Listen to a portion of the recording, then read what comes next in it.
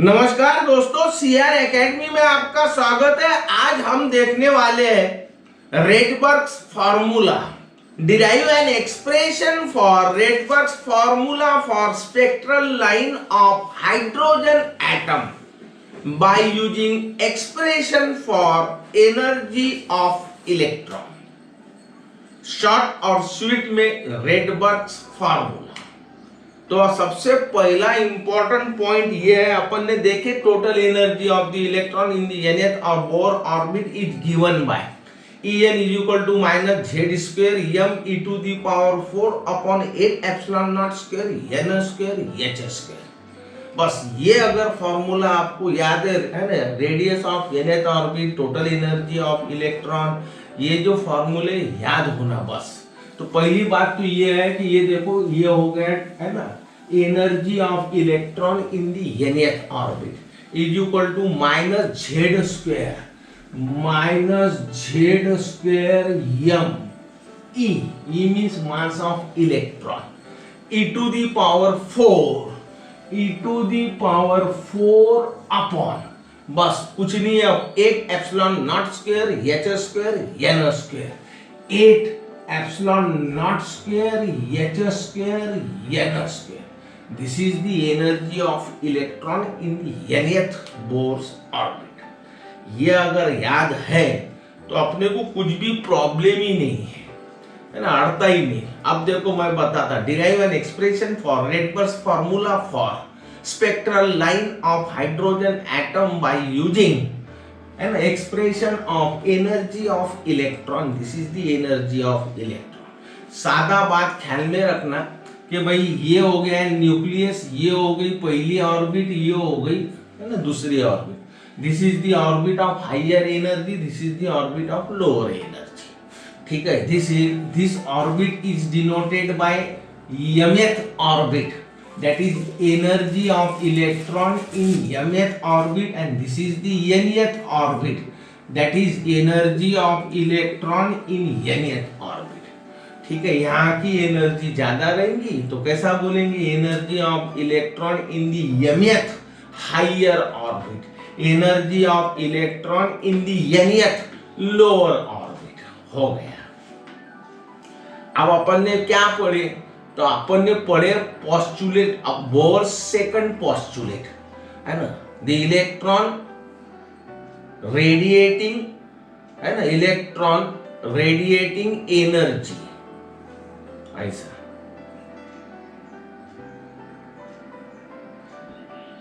Electron without radiating energy revolving in those orbit. ठीक है, its angular momentum is integral multiple of nh upon twice pi। ये पढ़े। और तीसरा formula पढ़े अपन ने कि electron jumps from energy of higher orbit to energy of lower orbit. The difference between the energy of two orbit is equal to the energy of photon। this is the third postulate। बस पूरे 3 postulate perfect होना। तो अब अपने समझ में आ गया, तो पहले कैसा लिखना है बस इतना ही करना है। तो ये हो गई energy of electron in mth orbit, mth higher orbit, this is the energy of electron in the nth lower orbit. तो अपना थर्ड पोस्टुलेट के हिसाब से कैसा होगा, तो Em minus En is equal to h nu, where h nu is the energy of photon। हो गया, सिर्फ एक पोस्टुलेट का यूज किए अपन ने, एक इक्वेशन तैयार हो गया। ठीक है, अब इसको एक एग्जाम में कैसा लिखना, तो ये अपना एनर्जी है ना, तो मैं बराबर अब सिस्टमेटिक बताता। पहले तो आपको बेस क्लियर कर दिया, तो बस शुरुआत कैसे करना, तो शुरुआत करना है कि let Em, what is Em? Em is the energy of electron in the mth higher orbit. ठीक है, तो एनर्जी ऑफ इलेक्ट्रॉन यहाँ पे ये अपना जनरल फॉर्मूला है। ठीक है, तो अपन ने E लिए हायर के लिए, M लिए, तो इसको ऐसा ही मेकअप करना, कुछ नहीं, यहाँ पे एन है तो यहाँ एन आया, यहाँ पर एम है तो यहाँ पर एम आएगा, हो गया। This is the energy of electron in the mth higher orbit. तो जैसे है ना, जैसे कि वैसा लिखना है बस, बाकी कुछ नहीं, इतना आपको मेकअप करना है। 8 epsilon naught square h square, ये हो गया एम स्क्वायर, डन। इसके बाद में आप क्या करेंगे, तो आप ये लिखना, तो what is E n, E n is the energy of electron in the nth lower orbit. तो भाई ये जैसे कि वैसा ही लिखना है, minus Z square m e to the power 4 upon 8 epsilon naught square h square n square. अब लिखना है according to third postulate, Bohr's third postulate. क्या है बोर थर्ड पोस्टुलेट, तो ये हो गई energy of electron of higher orbit, और ये हो गया energy of electron of lower orbit. तो ये दोनों का जो डिफरेंस रहता वो कितना रहता, तो एनर्जी ऑफ फोटॉन इतना रहता, ये आपको मालूम है। अब इतना हो गया तो यहाँ पे इसको नंबर दे देने का 1, कुछ भी नहीं है क्या इसमें आज, ठीक है। अब मेरे को बताओ, है ना, टोटल इतना हो गया, तो ईएम की वैल्यू यहाँ पर तैयार है, ईएन की वैल्यू यहाँ पे तैयार है ना। Putting the value of E m and E n in equation 1 we get, तो इसकी जगह पे ये रखना है, सादा मैथमेटिकल एक्सप्रेशन है, कुछ भी इसमें लिखना नहीं है, सिर्फ मैथ की स्टेप छुड़ाना है। ऐसा ये वाला upon 8 epsilon naught square h square m square minus, इसके जगह पे ऐसा ब्रैकेट करना और ये लिखना minus Z square m e to the power 4 upon 8 epsilon naught square h square n square is equal to h nu. अब भाई माइनस माइनस हो गया प्लस, है ना, तो इतना डबल डबल लिखने में मजा नहीं, माइनस माइनस प्लस, तो ये मिटा देता और इसके जगह पे मैं सिर्फ यहाँ कर देता प्लस।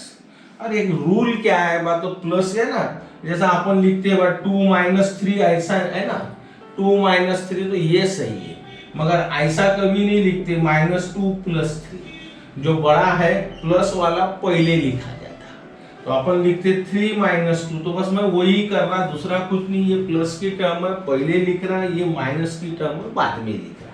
तो ये कैसी लिखे जाएंगे, तो Z square m e to the power 4 upon 8 epsilon naught square h square n square minus Z square m e to the power 4 8 epsilon naught square h square m square is equal to h nu. हो गया। अब जरा सा आप सोचो, तो यहाँ पे Z square m e to the power 4 ये जैसे कि वैसा, 8 एप्सिलॉन नॉट एच स्क्वायर ये भी जैसे कि वैसा, यानी कॉमन निकलेगा। अब कॉमन निकल गया तो क्या होता, तो Z square m e to the power 4 upon 8 epsilon naught square h square 1 upon n square minus 1 upon m square is equal to h nu.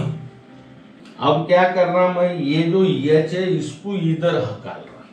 अब एच को इधर हकाल दिए तो क्या होता, तो ये हो गया Z square mass of electron e to the power 4 8 epsilon naught square, ये एच को इधर हकाले तो h square into h, that is h cube, तो ये हो गया आपका एच क्यूब, है ना। ये जैसे कि वैसा 1 upon n square minus 1 upon m square is equal to nu. ऐसा what is nu, nu is the frequency, ठीक है। अब इतना अगर तैयार हो गया तो है ना, एक सादा सिंपल फॉर्मूला अपन ने सीखी, velocity of light c is equal to nu lambda, है ना, c is equal to nu lambda. Nu is the frequency, c is the velocity of light in vacuum, lambda is the wavelength of radiation, nu is the frequency of radiation। फिर से एक बार, c is the velocity of light in vacuum, lambda is the wavelength of radiation, new is the frequency of radiation. तो ये new frequency, ठीक है। अब ये अगर लैम्बडा को इधर हकाल दे तो c upon lambda is equal to nu, ऐसा जम गया। अब जरा सा आप देखेंगे तो यहाँ पर न्यू है, ये न्यू की वैल्यू तैयार हो गई सी अपॉन लैम्बडा। यहाँ पे पुट कर देना, मैं जगह के एवज में यही लिख रहा, तो यहाँ अपन ने अगर सी अपॉन लैम्बडा लिख दी, ठीक है। अब क्या करने का, तो ये सी को हकाल देने का। अब सी अगर हकाल लिए तो यहाँ आ जाएगा, तो कैसा आएगा, तो Z square mass of electron e to the power 4 8 epsilon naught square h cube into c, ये वाला सी इधर हकाले is equal into 1 upon n square minus 1 upon m square is equal to 1 upon lambda. बोलो, ठीक है। अब भरा ख्याल में रखो, ये जो फैक्टर है इतना, ये भी याद होना, इतना जेड छोड़ के। What is Z? Z is the number of electron, atomic number, ठीक है। इतना फैक्टर अगर आप देखेंगे तो this factor is called as, all these factor in there, this factor is constant, it is called as Rydberg constant। ख्याल में रखना, Rydberg constant। इतने फैक्टर को क्या कहा जाता, तो Rydberg constant कहा जाता, and which is denoted by REH। ऐसा भाई देख के ना लिख के बताओ, तो ये हो गया mass of electron e to the power 4 8 epsilon naught square h cube into c. This factor is called as Rydberg constant and which is denoted by REH। The value of Rydberg constant is 1.097, है ना। Rydberg 1.097 into 10 to the power, ख्याल में रखना 7, 10 to the power 7 per meter, ऐसा। Rydberg constant, the value of Rydberg constant is 1.097 into 10 to the power 7 per meter। अब इतना अगर हो गया तो मैं कैसा करता, ये इधर लिख रहा लेफ्ट साइड में 1 upon lambda is equal to ये जेड स्क्वायर जैसे के वैसा, इतने फैक्टर के एवज में Rydberg constant, यहाँ लिख रहा 1 upon n square minus 1 upon m square, ठीक है। ये हो गया है ना फॉर्मूला अपना, दिस इज कॉल्ड है, ठीक है।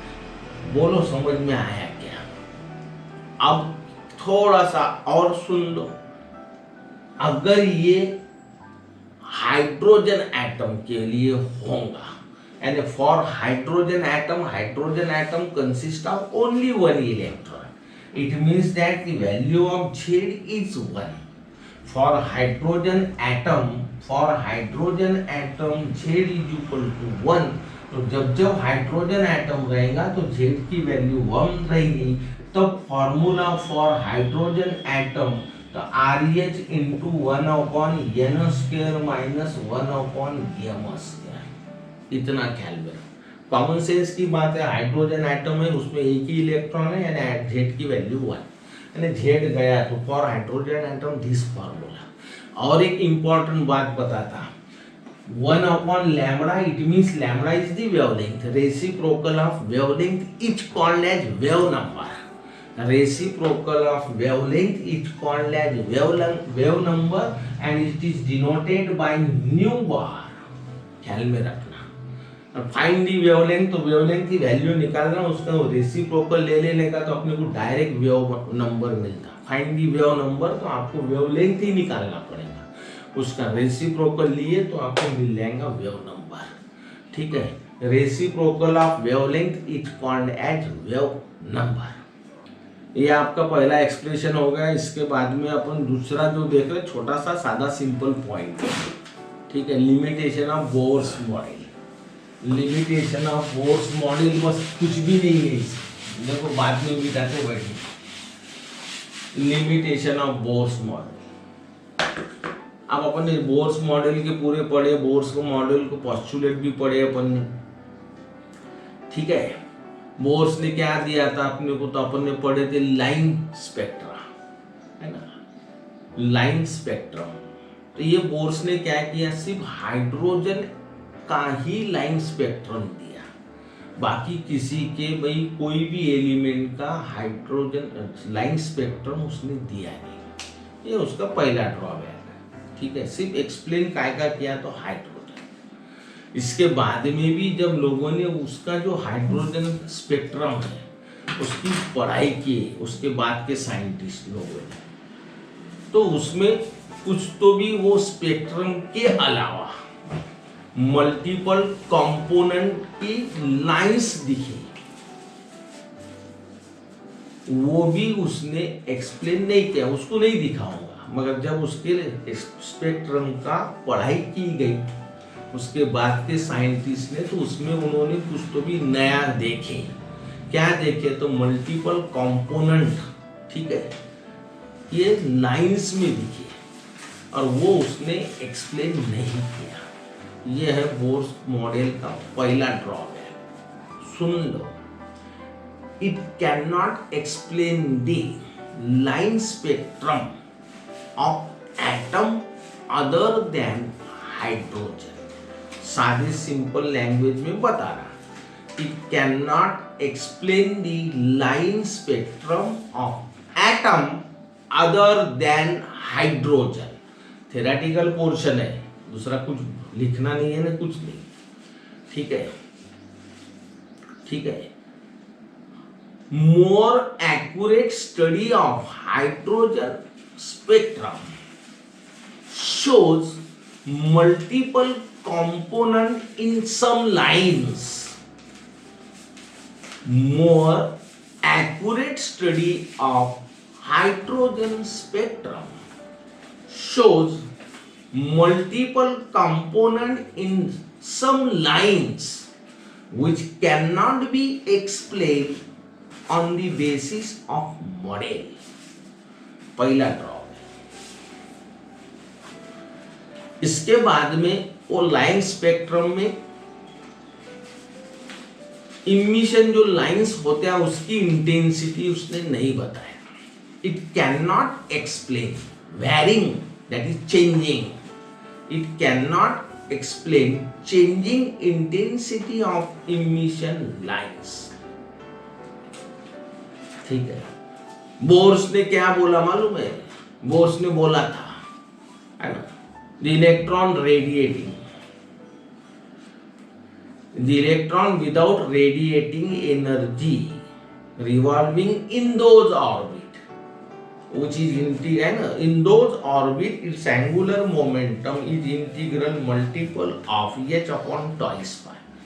वो वही ऑर्बिट में विदाउट रेडिएटिंग एनर्जी घूमता जब जब उसका एंगुलर मोमेंटम ये h अपॉन ट्वाइस पाई के इंटीग्रल मल्टीपल में रहता। मगर ये जो है ये उसने प्योर फोकनाड़ा मारा। जब इसकी पढ़ाई हुई तो ये देखने में आया कि ऐसा कुछ है ही नहीं। Assumption made by model that orbit follow particular condition for stable, there was no theoretical basis for that assumption. Assumption made by model that orbit follow particular condition for stable, there was no theoretical basis for that assumption। कोई भी इसको हाथ पैर नहीं है, ठीक है। इसके बाद में जो है बहुत ही बढ़िया पॉइंट है, इंपॉर्टेंट है। Explain Bohr's second postulate on the basis of de Broglie hypothesis. De Broglie hypothesis के मदद से अपने को बोर्स सेकंड पोस्टुलेट प्रूव करना है, वेरीफाई करना है। ऐसा भी सवाल आ सकता है, verify Bohr's second postulate on the basis of de Broglie hypothesis. तो भाई डी ब्रॉगली नाम का साइंटिस्ट हो गया था, इसने क्या किया, तो इसने कुछ भी नहीं किया। एक बात बस ख्याल में रखो, ये न्यूक्लियस, ये ऑर्बिट, यहाँ पे समझो इलेक्ट्रॉन है, ठीक है। उसने क्या सोचा और क्या किया, तो हर कोई इलेक्ट्रॉन को पार्टिकल बोलता, तो इसने अज्यूम किया ये स्टैंडिंग वेव्स है। क्या है, electron as a standing waves.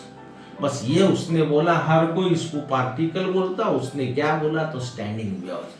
ठीक है, इंग्लिश में बात करेंगे बोलेंगे तो यही बोलना है। De Broglie suggested that instead of considering the orbiting electron inside the atom as a particle, इसको पार्टिकल मत बोलो, उसने बोला de Broglie suggested that instead of considering the orbiting electron inside the atom as particle, ठीक है, we should them as standing waves, उसने बोला मैं इसको स्टैंडिंग वेव्स बोलता हूं। दूसरा उसने क्या बोला, also the length of orbit of electron, also the length of, ये length ऐसा, length of orbit of electron is integral multiple of its wavelength। अब ये ऑर्बिट है, ठीक है, तो इसका सरकमफ्रेंस है ना, the circumference of orbit is its length, तो इसकी ये जो हो गया तो ये हो गई इसकी लेंथ ट्वाइस पाई। अब n बोले तो है ना रेडियस ऑफ nth ऑर्बिट, तो ये nth ऑर्बिट की लेंथ हो गई।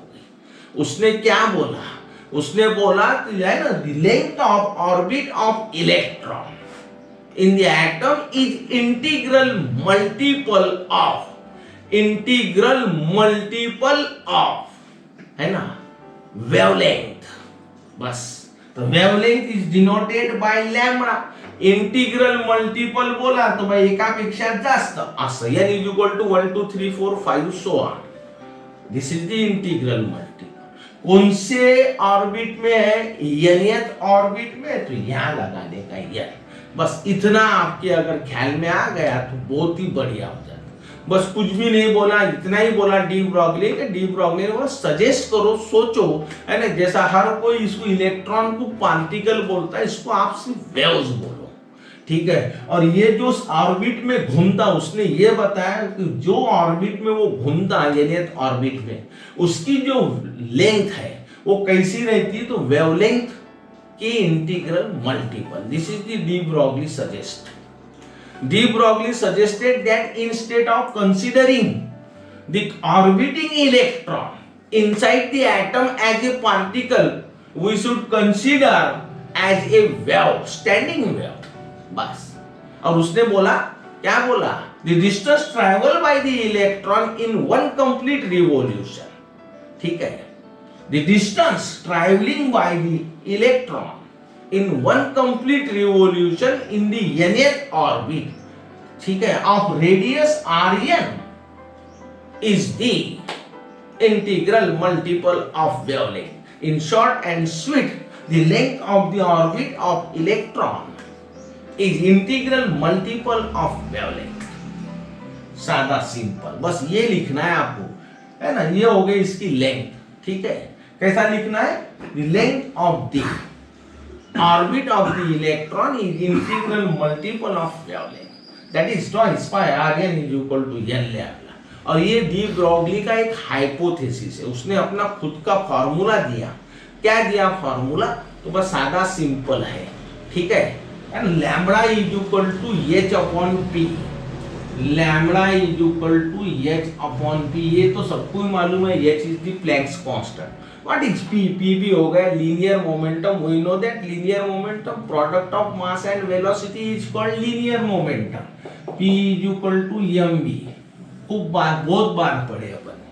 बस इसको मेकअप कैसा करना है, तो ये क्या है, मात्र वेवलेंथ ऑफ nth और वेवलेंथ ऑफ इलेक्ट्रॉन, है ना, wavelength of radiation in nth orbit. What is P, है ना, ये हो गया linear momentum in nth orbit. तो बस इतना ही आपको लिखना है, तो यहाँ पे n दिखाना है, p को चेंज होने वाला नहीं है आपको। व्हाट इज p, तो लीनियर मोमेंटम ही बोलना है। What is lambda, wavelength. What is h, Planck's constant, ठीक है। इतना अगर तैयार हो गया तो बस थोड़ा सा देखना है। तो दोस्तों ये अपना फॉर्मूला है। अब सादी बात है कि यहाँ पे क्लियर कट लैम्ब्डा n दिख रहा, बस ये लैम्ब्डा n की वैल्यू यहाँ पर पुट करना है। ठीक है, जैसा अपन कैसा लिखते हैं, इसको नंबर 1 बोलते हैं, इसके नीचे लिखते हैं putting the value of lambda n in equation 1 we get. तो मैं यहाँ लिख रहा ट्वाइस बाय आर एन ऐसा इज इक्वल टू, ठीक है, ये वाला n जैसे कि वैसा लैम्बडा n की जगह पे ये वाली वैल्यू h अपॉन पी है ऐसा। चलो बोलो, अब इतना अगर हो गया तो अपने को कुछ भी टेंशन लेने का काम नहीं है। क्या करने का है, तो बस ये है ना, ये वाला इधर हकारने का, तो ये वाला इधर हकार, बस इतना ही करना है।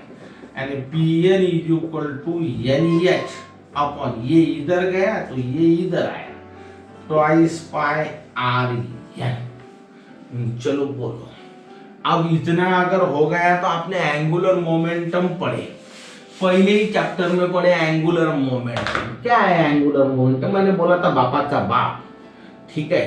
तो linear product of linear momentum and radius of, है ना, यहाँ पे बोर ऑर्बिट है, रेडियस ऑफ बोर ऑर्बिट। तो अपना सादा सिंपल है, लीनियर मोमेंटम को अगर अपन ने ना डिस्टेंस बोलते थे, particle of distance from the axis of rotation ऐसा।